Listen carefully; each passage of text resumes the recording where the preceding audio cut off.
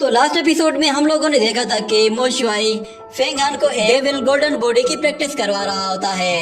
इतने में अचानक उसे फेंग किंगशी की आवाज सुनाई देती है, तो वो कहता है कि ये तो फेंग किंगशी है। तो फेंग किंगशी उसका नाम पुकारती है, जिसके बाद वो दोनों ही उसे देखकर काफी खुश होते हैं और कहते हैं कि फाइनली तुम होश में आ गई। वो फेंग किंगशी को देखकर कहता है कि तुम्हारा डिसाइपल सच में काफी टैलेंटेड है। मैं उसे golden body of great demon की प्रैक्टिस करवा रहा था, हो सकता है फ्यूचर में ये इसके काम आए। तो फेंग किंगशी कहती है कि क्या तुमने कुछ सीख लिया?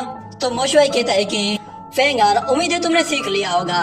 तो फेंगान कहता है कि हाँ मैंने सीख लिया। जिसके बाद फेंग किंगशी मोशुआई से कहती है कि तुम यहाँ क्या कर रहे हो? तो मोशुआई उसे बताता है कि तुमने खुद को रिकवर करने के लिए अपनी सेंसेस को शट डाउन कर दिया था, जिसके बाद तुम पर किसी ने चोरी छुपे हमला करने की कोशिश की थी और उस वक्त मैं भी वहीं से ही गुजर रहा था, तो सोचा कि मैं तुम्हारी हेल्प कर दूं और मैं ही तुम लोगों को वहाँ से बचाकर यहाँ तक लेकर आया हूँ। और मैंने तुम्हारे डिसाइपल को भी देखा है, वो बहुत वीक है, मगर फिर भी ये तुम्हें काफी अच्छे से प्रोटेक्ट कर रहा था। यही वजह है कि मैंने सोचा कि मैं इसे अपनी कुछ स्पिरिचुअल सोर्स देता हूँ। मगर तुम्हारा डिसाइपल बिल्कुल तुम्हारी तरह जिद्दी है, उसने मेरी सोर्स लेने से साफ साफ इनकार कर दिया। इसीलिए मैंने सोचा कि मैं उसे कुछ और मेथड सिखाता हूँ, जिस पर तुम्हारा डिसाइपल एग्री कर गया। तो मैंने उसे अपनी एक मैजिक ट्रिक सिखाई है। तो फेंग किंगशी उससे कहती है कि हमारी फैमिली के लोग किसी भी एविल एम्परर से मदद नहीं मांगते। और वो फेंगान से कहती है कि अगर मैं तुम्हें अपने यंगर ब्रदर और सिस्टर से कंपेयर करूँ तो तुम उनसे काफी स्ट्रॉन्ग हो। तो फेंगान उस बोतल को बाहर निकालता है और कहता है कि ये ट्रेजर आपका था। तो फेंग किंगशी कहती है कि ये ट्रेजर असल में तुम्हारे लिए नहीं था, मगर तुम्हारी स्ट्रेंथ और तुम्हारे कैरेक्टर ने मुझे काफी इम्प्रेस किया है, इसीलिए ये तुम मेरी तरफ से एक गिफ्ट समझकर ले लो। इसकी मदद से तुम किसी भी फिजिकल सिचुएशन से अपने आप को बचा सकते हो।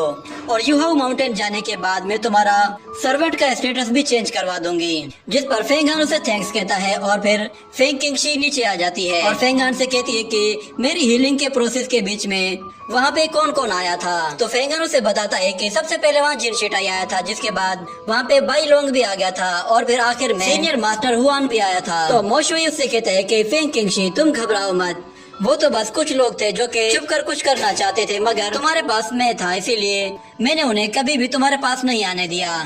तो फेंग किंगशी कहती है कि भले ही तुमने मेरी हेल्प की है, मगर तुम जानते भी हो कि मुझे हमेशा एक बैकअप प्लान रखने की आदत है। अगर तुम वहाँ पे ना भी आते तो मैं खुद से ही वो सारे प्रॉब्लम सॉल्व कर देती। ये सुनकर मोशुआई कहता है कि तुम आज भी बिल्कुल पहले की तरह हो। अगर तुम कहो तो मैं उस डीमन गॉड को वापस उसकी जगह भिजवा सकता हूँ, क्योंकि वो मेरे फादर से बहुत ज्यादा डरता है। मगर फेंग किंगशी उसे साफ साफ मना कर देती है। जिसके बाद मोशुआई कहता है कि वो लोग हम दोनों पर दोबारा से हमला कर सकते हैं, इसलिए हमें सबसे पहले उस ग्रेट बियांग जीशु से अपनी जान छुड़ानी होगी। और वो फेंग किंगशी से कहता है कि हम दोनों का एक साथ मिलना हमारी किस्मत में लिखा है, तो फिर तुम इसमें हिचकिचाती क्यों हो?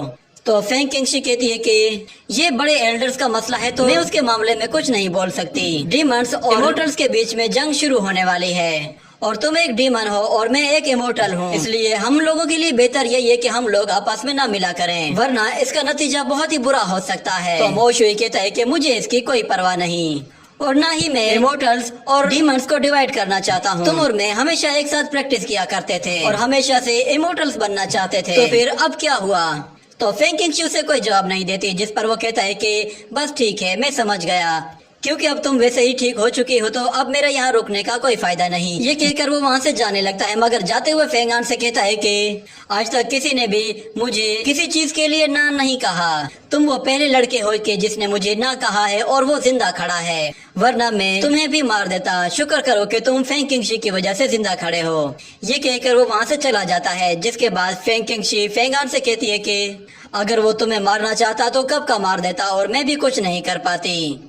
ये कहने के बाद ये सीन यही कट होता है। अगले सीन में हम देखते हैं कि वो लोग वापस माउंटेन आ जाते हैं और फेंग किंगशी फेंगान से कहती है कि तुम्हारा उस वास्ट डेजर्ट में एक्सपीरियंस काफी अच्छा रहा है। वांग मोलिन को तो हमने मार दिया है और जिन शिटाई वो डीमंस के साथ मिल चुका है और तुमने मुझे बचाते हुए उसकी एक आर्म को काट दिया है, मगर याद रखना कि वो किम फैमिली के ग्रैंड मास्टर का बेटा है और एल्डर वू यांगजी तुम्हें इतनी आसानी से नहीं जाने देंगे। तो वांग फेंग कहता है कि उस डेजर्ट में होंगवी की जान चली गई और वो सिर्फ जिन शिटाई की वजह से गई थी और उसके बदले तो मैंने सिर्फ उसका एक हाथ काटा है।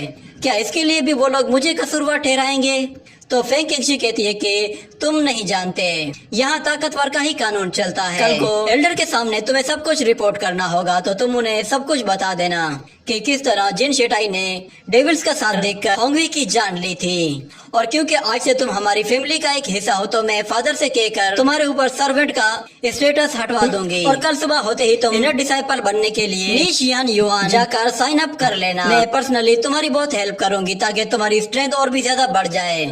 मगर एक बात याद रखना कि मैं जब भी तुम्हारे आसपास हूँ तो तुम्हें इस तरह बिहेव करना है कि जैसे तुम्हारा प्रोफाइल लो है और मेरा हाई है। जिसके बाद अगले सीन में हमें किंग हुई को दिखाया जाता है जो कि शाओशी के साथ होती है। तो शाओशी वहां जाने से डर रहा था, जिस पर वो कहती है कि तुम घबराओ मत, मेरी सिस्टर आउटसाइडर्स को मारने में बहुत ही ज्यादा मसरूफ रहती है, मगर तुम बहुत ही अच्छे हो इसलिए वो तुम्हें नहीं मारेंगी। तो शाओशी उससे कहता है कि हम लोग उससे मिलने के लिए इतना जल्दी क्यों कर रहे हैं, वो तो अभी अभी माउंटेन आई है। तो किंग वी उससे कहती है कि तुम घबराओ मत, तुम नाइटलेस आइसलैंड के यंग मास्टर हो, इसलिए तुम इस तरह के रूल्स की केयर मत करो। और तुम भूलो मत, ये पैलेस हमारा ही है, इसलिए तुम जब चाहे यहाँ पे आ सकते हो। और दूसरी तरफ फेंग किंगशी फेंगाट से कह रही होती है, मैं तुम्हारे बारे में अपने फादर को बता दूंगी कि वो तुम्हें अपनी फैमिली में एडॉप्ट कर लें, और फिर तुम होंगवी के साथ मिलकर कल्टीवेशन करना और साथ में ब्रेक थ्रू करना। ये सुनकर फेंगान परेशान हो जाता है क्योंकि वो जानता है कि किंग वी उससे नफरत करती है।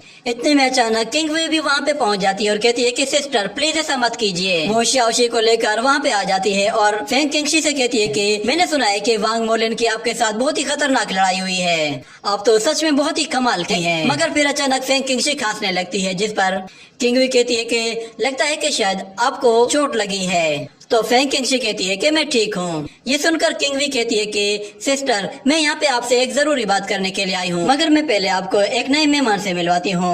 इसका नाम शाओशी है और ये गोल्डन कोर रियलम में है। ये लिंग लॉन्ग पैराडाइज का एक ट्रू डिसाइपल है। मैं उसे आपके पास यहाँ पर इसलिए लेकर आई हूँ क्योंकि मैं आपसे एक जरूरी बात करना चाहती हूँ। मगर फिर वो फेंगान की तरफ देखकर कहती है कि मैं अपनी बात इस नौकर के सामने नहीं कर सकती, इसलिए वो फेंगान से कहती है कि तुम यहाँ से निकल जाओ।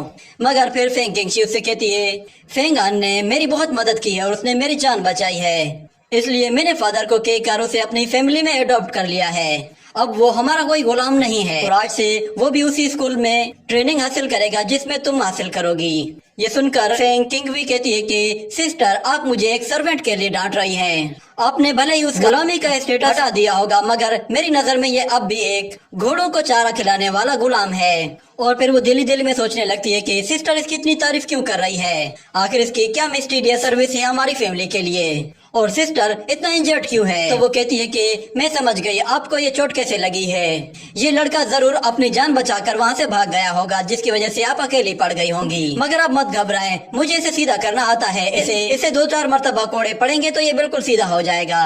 वो उसे मारने के लिए आगे बढ़ती है, मगर फेंग किंगशी उससे कहती है कि वहीं रुक जाओ।